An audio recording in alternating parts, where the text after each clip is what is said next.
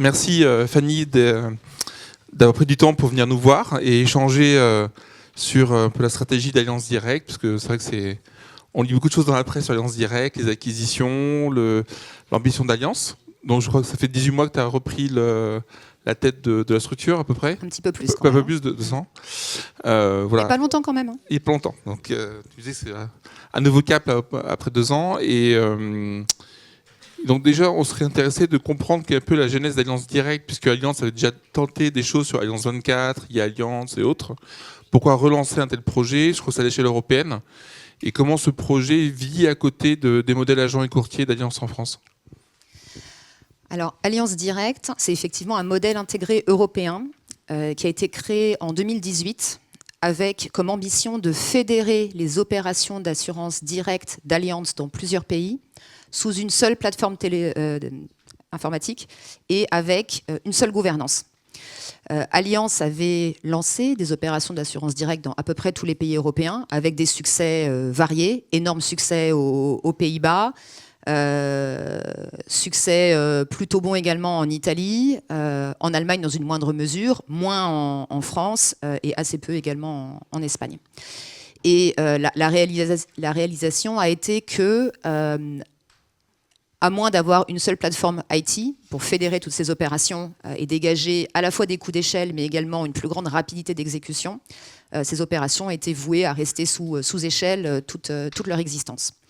Et donc, c'est comme ça que l'entreprise a recommencé quelque part en 2018, d'abord en fédérant les Pays-Bas et l'Allemagne sous une seule plateforme, et ensuite en allant récupérer les autres pays. La France, c'est un peu différent. Puisqu'en France, les opérations directes d'Alliance avaient déjà été réabsorbées par Alliance au moment où on arrivait sur le marché. Donc en France, on a recommencé à partir de rien. Et donc quand je suis arrivée en août 2023, il y avait 8 personnes, 0 produit, 0 client, 0 plateforme, il n'y avait même pas de compte bancaire, pour tout vous dire. La première chose que j'ai fait, c'est choisir une mutuelle pour mes 8 salariés. Et ça, c'était en août 2023. Et là, on est moins de 3 ans plus tard, on a 650 000 clients, on est 450 salariés et on continue de grandir très très vite. Et justement, pourquoi le groupe a voulu lancer ce modèle direct à côté des modèles traditionnels? C'est qu'il y a une conviction qu'il y a la place pour les deux modèles à coexister dans chacun des pays? Oui, nous on estime qu'il y a 100 millions de consommateurs en Europe qui recherchent avant tout une expérience digitale pour leurs produits d'assurance du quotidien. Donc Alliance Directe, on ne propose que des produits d'assurance du quotidien, auto, MRH, un peu de PJ, de l'assurance voyage. Et donc il y a un marché de 100 millions au niveau de l'Europe à aller adresser. En France, ce marché, il n'est pas petit non plus, parce qu'on estime qu'il y a à peu près 20 millions de clients en France pour qui le critère d'achat numéro 1, c'est la recherche du prix attractif.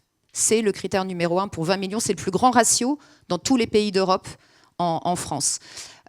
Alliance propose des prix attractifs, mais il est important d'aller aussi adresser ce marché des consommateurs qui cherchent avant tout une expérience digitale.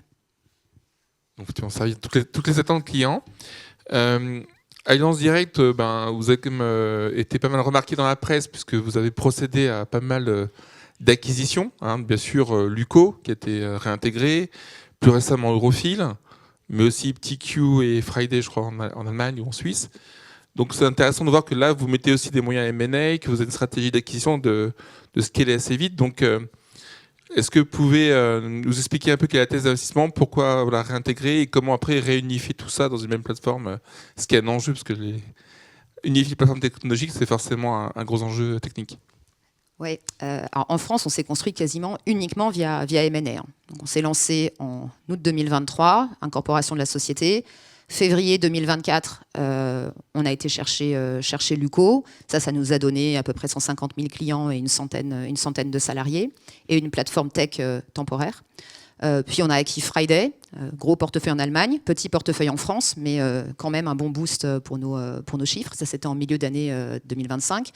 Et on a annoncé dans le même temps la signature du deal Eurofil que nous venons de closer là au mois de janvier et qui là nous a donné un portefeuille d'assurance auto, des capacités opérationnelles certaines. Eurofil, c'est quand même je crois, si je ne me trompe pas, le plus ancien assureur direct du marché. Moi, quand j'ai commencé en assurance directe, la première chose que j'ai fait, c'est regarder les DG Eurofil pour voir ce qu'on pouvait pomper pour créer les DG de l'Olivier. Donc, c'est vraiment un pionnier à l'origine de l'assurance digitale. Donc, on a vraiment fait que du M&A. De manière générale, pourquoi Alliance Directe fait du M&A? On le fait parce que we do it because we can.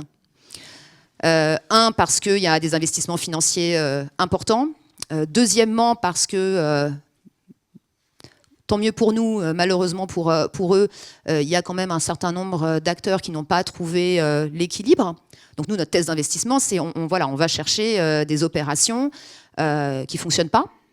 Alors pour plein de raisons variées, ça va aller de vraiment de l'entreprise en détresse à la Luco jusqu'à des entreprises valables mais qui ne correspondent pas aux objectifs de leurs actionnaires en fait. Et on les intègre, on les assimile complètement, ça c'est vraiment important. On a une thèse d'investissement d'assimilation complète, donc on change la marque, on change la plateforme tech, on change les produits, on change tout pour dégager de la valeur. Donc on peut, parce que financièrement, on met les moyens qu'il faut derrière. Et aussi, on peut parce que l'intégration technologique, qui est quand même une brique particulièrement compliquée, avec l'intégration culturelle, c'est vraiment quelque chose qu'on maîtrise. Parce qu'on l'a fait pour les pays d'Alliance Directe dès le départ. C'est-à-dire que chaque pays était sur un système IT différent, on a tout intégré, donc on l'a fait en M&A interne, et maintenant on le fait en M&A externe. Luco, c'était la première acquisition. Là, on termine ce mois-ci, en fait, demain, l'intégration technologique complète. Donc ça a pris un peu moins de 2 ans. C'est rapide, c'est lent, ça dépend comment vous vous placez. Mais Friday, qui a été closé en milieu d'année dernière, est déjà intégré à 100%, 6 mois. Donc maintenant, on est capable d'aller vraiment très très vite dans l'intégration technologique et on s'améliore dans l'intégration culturelle également. Une machine à scaler et à intégrer, et un savoir-faire aussi là-dedans. Effectivement, tu as raison, les sujets de culture d'entreprise, ça nous interpelle, puisque tu as commencé à 8 personnes, maintenant tu as intégré des personnels de Refil, de Luco, avec le contexte qu'on connaît. Donc comment tu travailles cette culture d'entreprise et comment tu remobilises toutes les équipes vers l'avenir, quoi. Oui, alors ça, c'est un sujet vraiment passionnant, je pourrais y passer des heures. Je dirais que maintenant, on a développé, en tout cas moi en tant que dirigeante à mon 3e M&A en 2 ans, j'ai développé un petit playbook qui m'aide à faire face et à, je dirais pas me laisser noyer et dépasser par ce qui se passe. Je pense que la première chose, c'est de très très vite annoncer la couleur sur l'intégration européenne. Ça, il faut très vite que tous les salariés comprennent qu'on agit comme une seule entreprise. On a une seule plateforme technologique, on a une seule gouvernance, donc on doit agir de cette façon-là. Et c'est intéressant parce que chacune des équipes dans tous les pays ont toujours l'impression que leur pays est unique. Oui, mais en France, c'est particulier. Ah, in Italy, it's very different. Et c'est pas faux. À l'inverse, les équipes centrales ont toujours l'impression que partout, c'est pareil. Non, if it works for Italy, it works for France. C'est pas faux non plus. En fait, la réalité, elle est quelque part entre les deux. Et c'est là qu'est le sweet spot pour nous. Parce que si on n'arrive pas à dégager suffisamment de choses en commun, on se retrouve à reconstruire 5 plateformes tech, une par pays, et là, pas d'économie d'échelle, et tout notre modèle s'effondre. Donc la première chose, c'est d'annoncer la couleur là-dessus. La deuxième chose, c'est de très vite instaurer une culture de la performance, qui est la culture... alors, elle peut être présente ou pas présente, mais en tout cas, c'est la culture, c'est un des marqueurs forts de la culture Alliance Directe. Et le point d'entrée qui est intéressant, c'est vraiment un point d'entrée par les faits et la donnée. C'est assez... Voilà, une fois qu'on s'est mis d'accord sur le constat, avec l'équipe managériale en place, c'est beaucoup plus facile ensuite de venir dérouler le plan d'action. Et la troisième chose, c'est que le plan d'action, il faut aller super vite. Il faut aller super vite et il faut... alors c'est compliqué, il faut aller très vite et en même temps, il faut avoir un win. Ça, c'est très, très important. Nothing succeeds like success. J'ai l'impression qu'on peut utiliser des anglicismes ici, si j'en crois ce matin. Donc, il faut vraiment très, très vite décider, très, très vite engranger 1 ou 2 wins. Et comme les équipes, en général, viennent d'entités qui étaient plus ou moins en difficulté, ça redonne confiance au collectif. Et là, Et là, ça suit et on avance. Un projet aspirationnel. Justement, en préparant, on se disait que Alliance Directe, c'est un projet très ambitieux, à l'échelle européenne, avec effectivement donc, de la mutualisation au maximum. Donc est-ce qu'on peut dire finalement, vous faites partie des d'un néo-assureur InsurTech à l'échelle européenne? Est-ce que c'est un concurrent, un pendant des néobanques de type N26 et Revolut, avec une expérience full digital, full mobile on est dans cet esprit-là au sein d'Allianz? Alors, on est tout à fait dans cet esprit-là. J'ajouterai deux choses. La première, c'est vraiment cette brique d'intégration majoritaire européenne qui est vraiment au cœur du modèle, mais comme le modèle des néobanques, en fait, on ne va pas reconstruire une tech par pays, c'est pas possible. De toute façon, toutes ces entreprises ont vocation à avoir une part de marché qui est faible au début. Donc c'est impossible d'engager des investissements énormes pour tout reconstruire, surtout quand on s'appelle Allianz, c'est que c'est pas la CPR qui vient nous voir, c'est la BaFin, mais ils sont pas forcément plus cool, et ils ont raison après tout. donc la première chose, c'est ça. Et donc dans cette optique-là, effectivement, on se rapproche d'un N26 ou d'un Revolut. Le deuxième point, c'est la marque. Où là, on a aussi vocation à utiliser la même marque dans tous les pays dans lesquels on opère.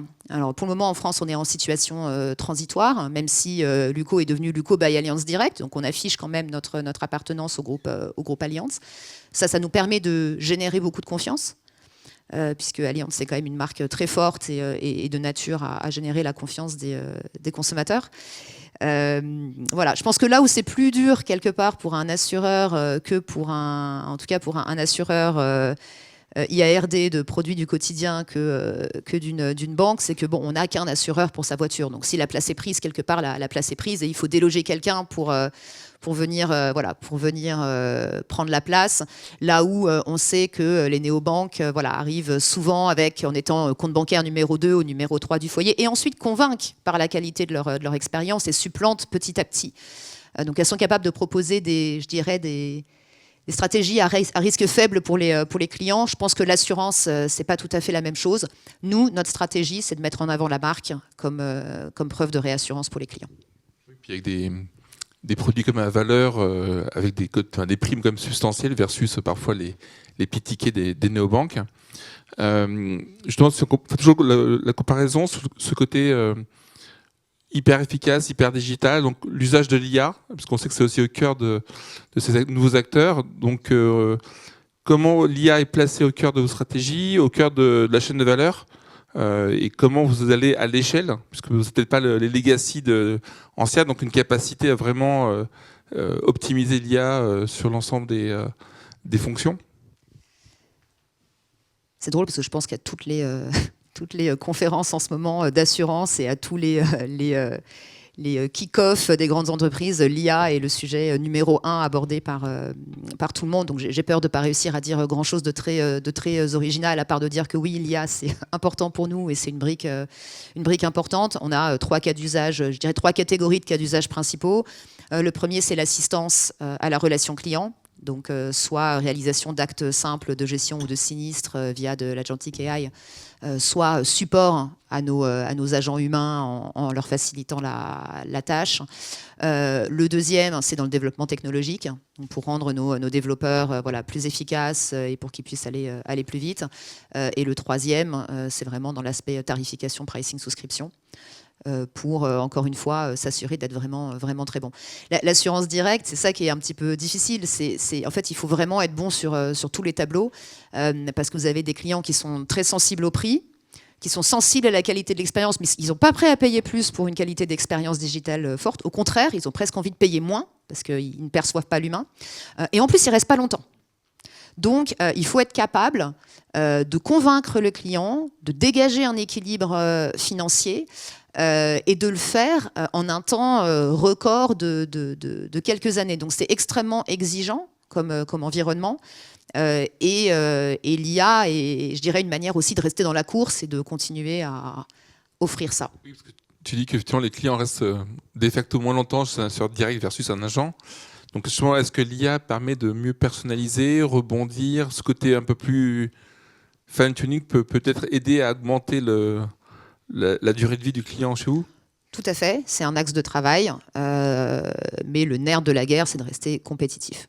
Donc il faut réduire nos coûts, faire en sorte que notre tarif soit très bon, parce que ça reste le critère d'achat numéro 1, et encore plus chez les clients qui viennent qui viennent chez nous. Donc, il ne faut pas que ça se fasse au détriment de la qualité de service, il ne faut pas que ça se fasse au détriment de la rapidité de service, pas tout à fait la même chose, même si c'est lié, et d'être en mesure de rester, de rester compétitif. Donc, c'est vraiment une course sans fin, où il faut rester très très bien placé. Oui, je vois que c'est toujours être up-to-date. Sur l'expérience client, justement, sur mobile, puisque je crois qu'on peut tout faire quasiment, comment tu te différencies par rapport aux marques traditionnelles qui, justement, essaient d'apporter aussi de plus en plus de services en self-care? Donc, jusqu'où vous allez, où vous voulez aller sur cette dimension mobile ou expérientielle?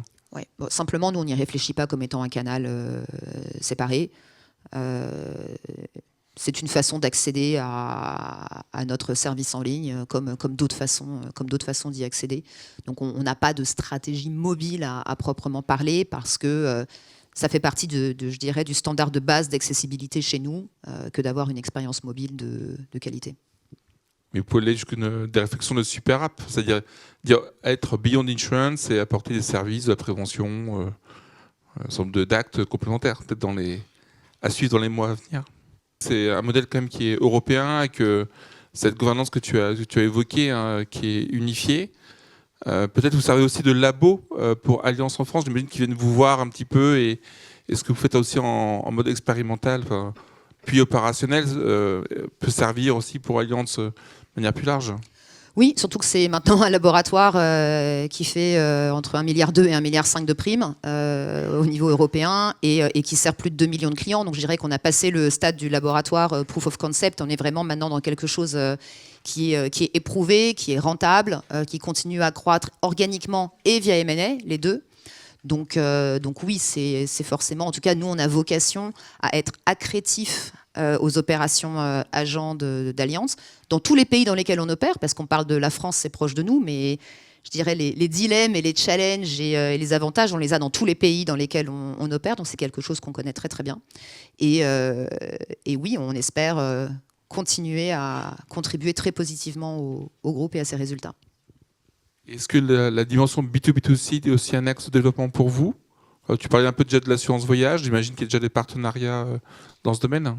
Alors oui, c'est un axe de développement, notamment grâce à l'acquisition d'IpTQ, qui était avant tout un véhicule capacitaire pour des MGA et des courtiers. Donc maintenant, on signe beaucoup plus de deals en MGA, où on vient apporter de la capacité. Donc ça, le MGA, c'est un axe de développement. La croissance organique plus simple, c'est un axe de développement. Et continuer à faire du M&A, c'est aussi un axe de développement. Donc comme Ralph, on vient me parler, et moi je suis sympa aussi, donc j'écoute quand on vient me parler, alors peut-être avec une intention d'achat ou de vente un peu différente. Mais c'est vrai qu'on est capable maintenant de jouer confortablement sur l'intégralité du playbook de croissance, avec à chaque fois une intégration dans un modèle unique à l'échelle européenne, qui nous permet d'être compétitifs et d'assurer nos équilibres. Merci pour ce partage, Fanny, c'est très, très clair. Et puis je crois qu'on doit continuer, c'est ça, on a enchaîné. Merci.